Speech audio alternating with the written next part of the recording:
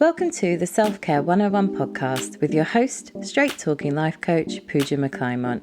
This show provides simple self-development, supporting you to embody your self-worth so that you can live the happier, more fulfilled life that you deserve without burning out. Thank you so much for listening today. Hello, it's season 2, episode 7. Firstly, I would like to apologise for not releasing shows as regularly as I should be. To be honest with you, I've been a little bit overwhelmed with all the marketing bits that I need to do for my business, and I just needed some time to take a step back, reflect and review everything. But thankfully, the podcast is one of my favourite bits of marketing that I do, and I just wanted to spend some time to put together some good shows that are going to be useful for you. So I am very grateful for your patience. So, on that note, this week's episode is all about cultural appropriation. And before I get into it, because I'm pretty sure there's going to be some ranting, the point of the show is to share some examples of what cultural appropriation is and how you can avoid it, basically, by embracing cultural teachings in a more mindful way, which makes you an ally rather than an enemy. And I'm also going to explain the reason why I've decided to do this show more so, because, it's not like my audience is culturally inappropriate because I'm brown. So, yeah.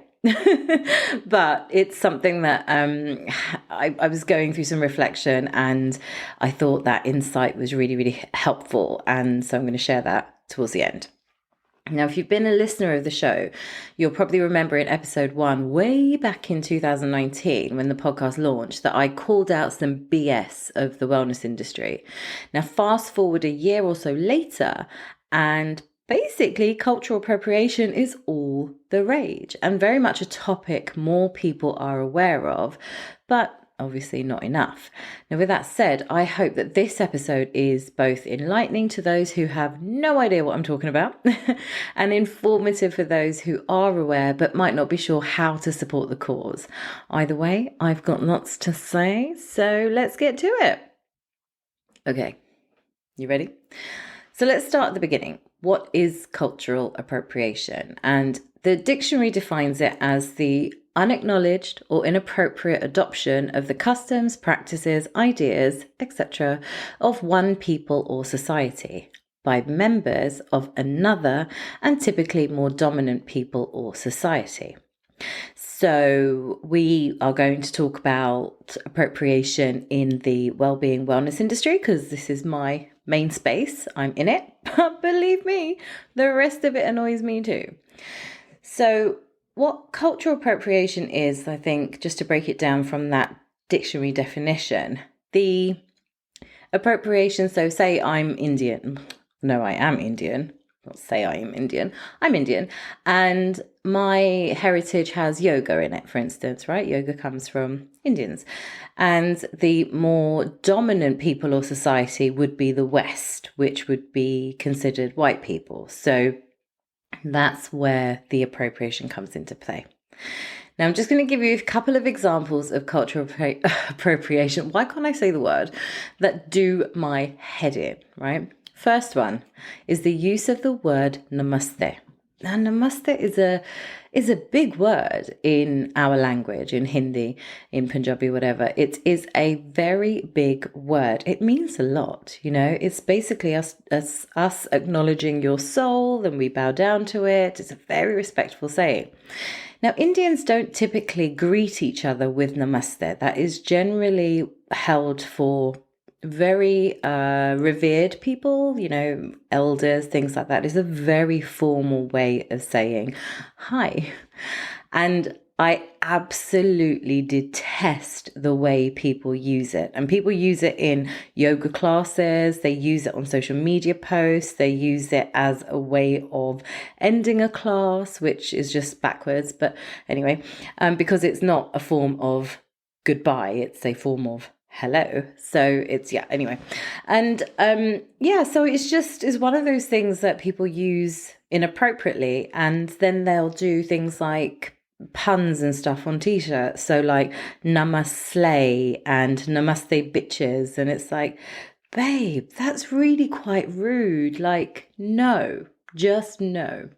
Another thing is something that really annoys me on so many levels, actually, not just, it's going to sound quite race specific here, but let me explain. So white classes that are just for white people.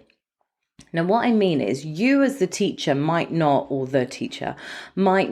have the intention of the class just being for white people, but all your marketing, all your communication only has like pictures of white people partaking in the class. It's the same with sort of body positivity. They might only have svelte, really skinny people who fit into Lululemon leggings in the actual pictures, the promotional material.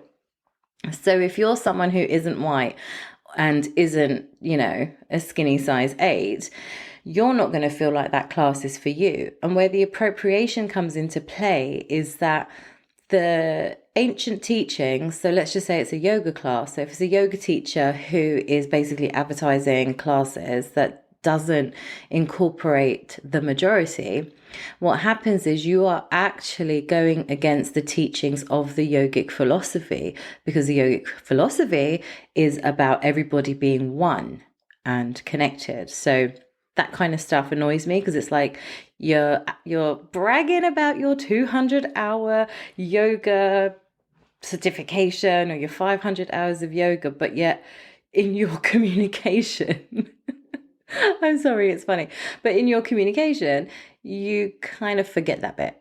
Anyway, right, third thing that I want to talk about is breath work, right? Breath work, very fashionable right now. Everybody's into breath work.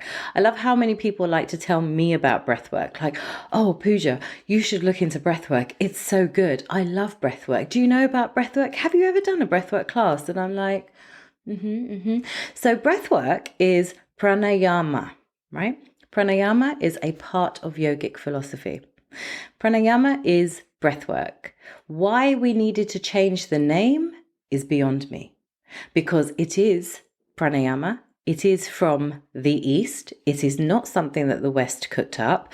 The West took something that worked and turned it into something that belongs to them.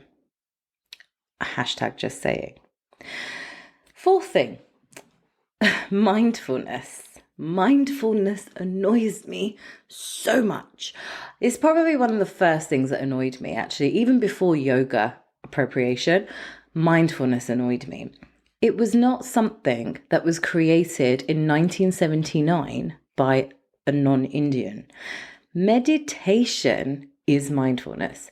Everything that mindfulness says it is basically the definition of meditation. But where people got it twisted and felt the need to create their own thing is that meditation seemed unattainable. It seemed too difficult to do because there was this perception that in order to meditate, your mind needs to be empty. Now, don't get me wrong. That happens as a result of meditating for years and years and years and practicing it on, more than once in a day. And you're basically a monk. But for the majority, it is about the acceptance of the thoughts and letting them go. It's not about ignoring the thoughts. It never has been about ignoring the thoughts. All this miscommunication jars me like no end. Anyway, so mindfulness is meditation, and mindfulness, I guess, got its win because it was scientifically proven. But then I would argue, why didn't you scientifically prove meditation? Why did you have to create your own thing? Anyway, and I get with mindfulness, there are elements of it where you focus on one thing and the way it's done. But I've been to classes, like, don't get me wrong, I do all of this. I do the research before I talk about things. I've been to the classes, and I grew up in meditation. So for me, meditation is what I do, what I believe in, and that's what I suggest.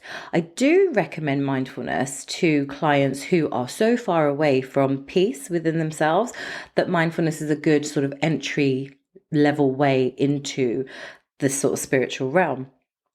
But I've gone to mindfulness classes, and I'm not being funny. Apart from the guidedness, there's not much difference. There isn't. But, It's one woman's opinion. Okay, so you can take it how you want. The fifth thing is, and this is the last thing. White wellness women, never including the professionals of ancient descent, but they'll make money from them. Now, what am I talking about here? There is this one woman who is currently doing my head in. This really does sound like a ranting show, but you know what? Forget it. This is stuff that's on my mind. It's stuff that I'm experiencing. It's stuff that you are experiencing. And I have something to say on this that I think is going to be helpful, which is why I'm talking about it. What I'm doing with this show, more than anything, is bringing awareness to something that is affecting a community of people, like very much so. And I don't feel the need to, I guess, rant in different spaces constantly about something. I think once I've talked about it, it's kind of clear. But this is the most recent thing that is like doing my head in. So there's this one woman who is currently very popular, and she is the founder of a company that promotes something called gua sha.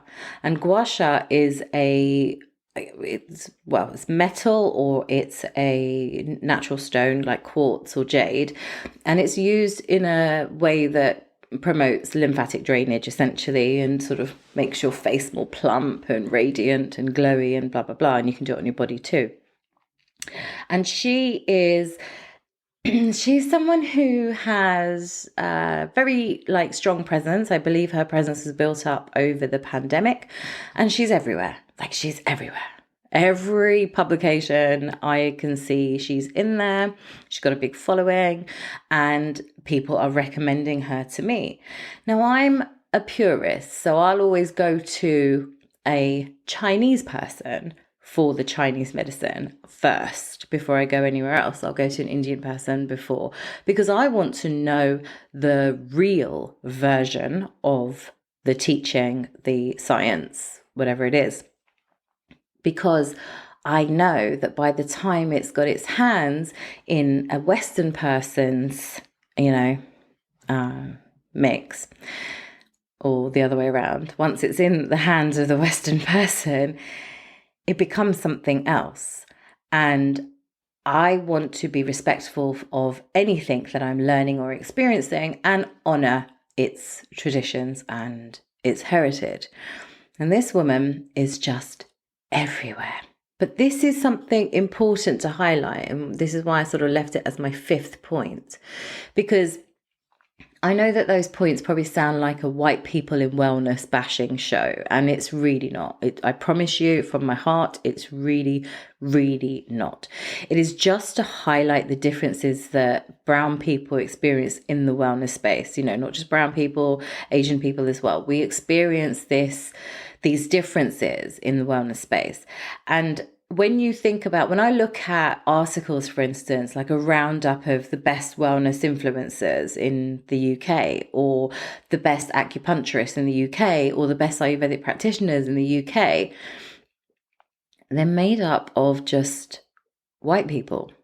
And it's like, come on, guys, this is a very basic, that Ayurveda, acupuncture doesn't come from the West. You have to find a teacher, a practitioner, a doctor from the East. Doesn't have to be from the East. They can be living in the UK, you know what I mean? But you need to find someone of its heritage to make that list really stand out. And really, you should be putting them at the top, because essentially all those other white people have learned from, someone in that space.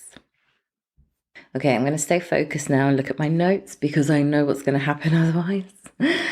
But I want to give you a tiny example of why the industry is so skewed in a particular direction. Now, I am brilliant at what I do, okay? And I say this with complete humbleness. I really, really do. I know that doesn't sound humble at all, but I'm giving you an example, and using myself is always a good place to go.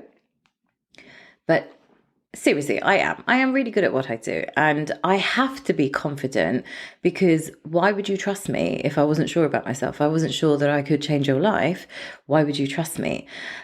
But The difference is between me and, say, a white life coach, I'm just going to put that out there, is that I don't have besties at The Guardian, because a lot of The Guardian staff, for instance, are not brown. And I'm also not trying to be cool.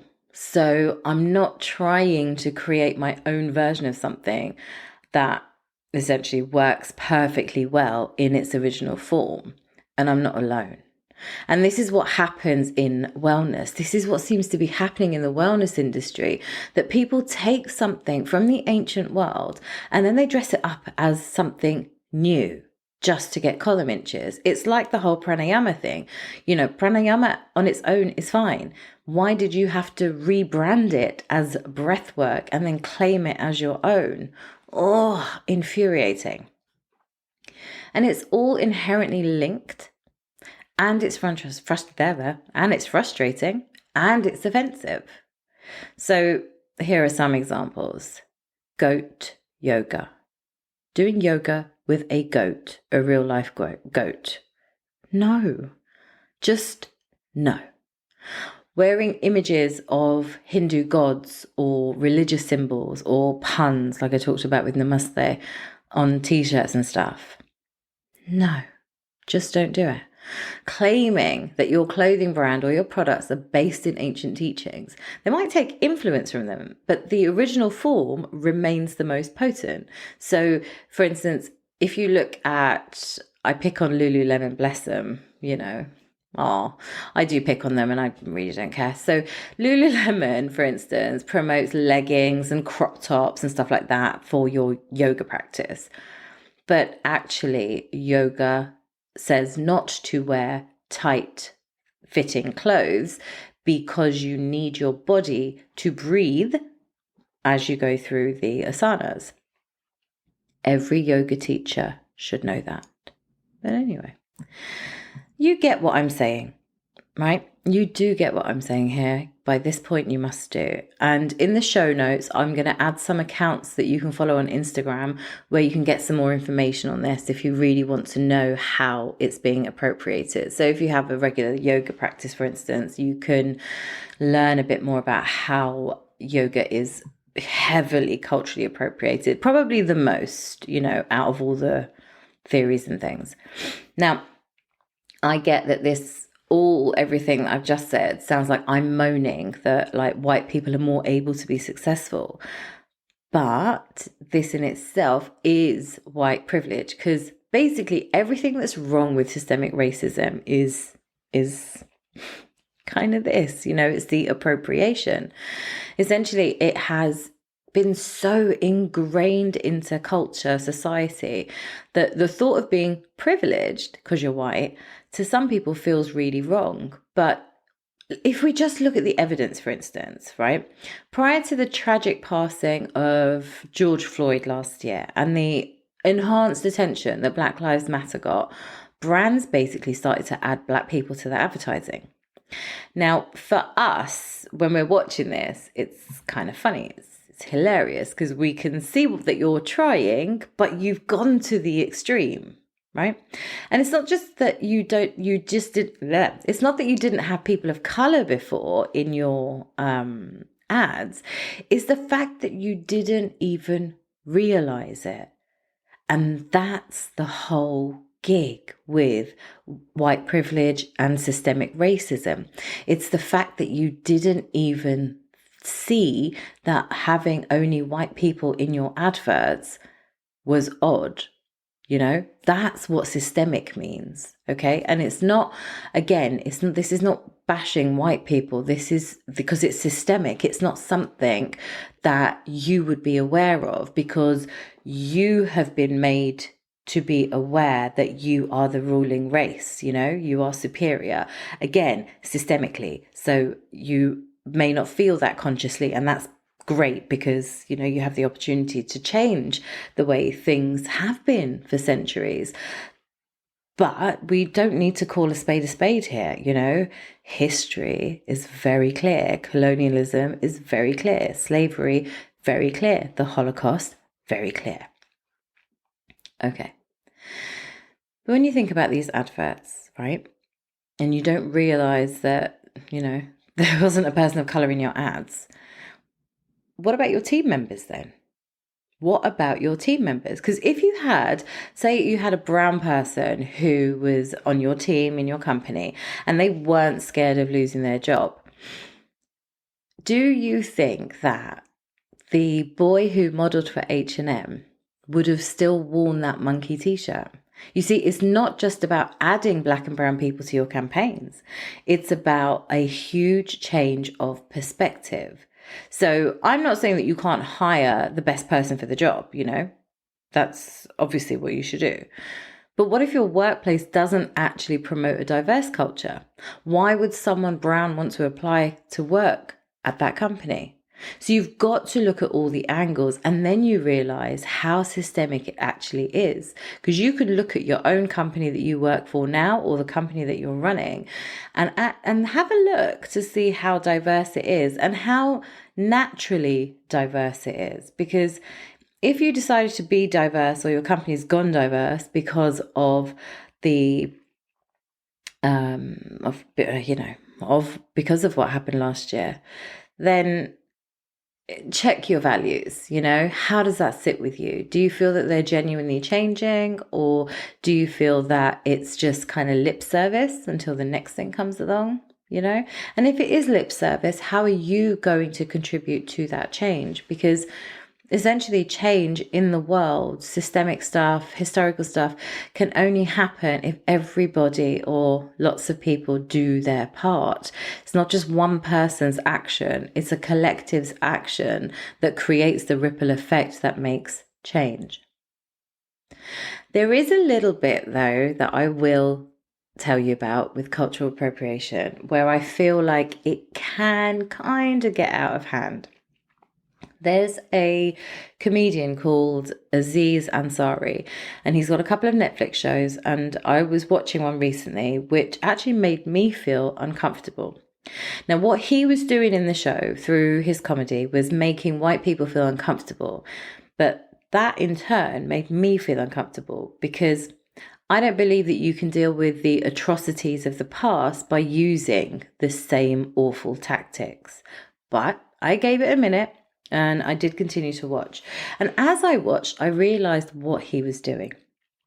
And it was quite clever, actually. And now I'm like an obsessed fan.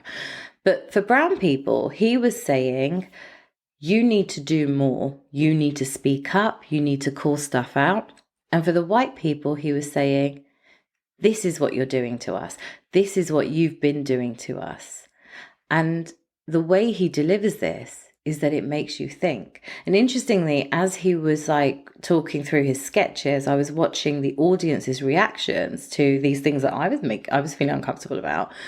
And you could see in their faces, they didn't know whether to laugh or not. And the majority of this guy's audience, he's Asian, the majority of his audience was white.